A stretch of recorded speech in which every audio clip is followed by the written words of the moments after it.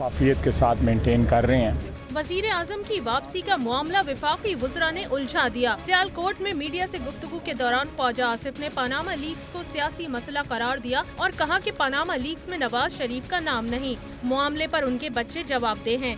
वजीर आजम 1 से 1.5 माह में वापस आकर तरक्याती मंसूबों का इफ्तिताह करेंगे। अब ये मसला जो है ये अकाउंटेंसी का या किसी और का नहीं, सियासी मसला है।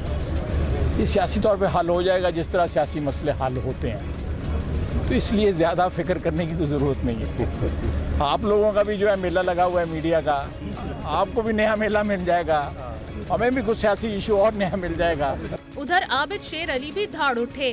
फैसलाबाद में मीडिया से गुफ्तगू में कहा कि पनामा लीक्स इशू पर हुकूमत दबाव में नहीं, वजीर आजम अगले हफ्ते वतन आकर तमाम वादे पूरे करेंगे। किसी किस्म का प्रेशर नहीं है, हुकूमत अल्लाह के फजल करम से प्राइम मिनिस्टर साहब अपने इलाज के बाद अगले हफ्ते वापस आ जाएंगे। उनका कहना था कि पनामा लीक्स की तहकीकात के लिए कमीशन बनाने के लिए तैयार हैं, ब्लैकमेल नहीं होंगे, हर किस्म की सूरत हाल का सामना करेंगे।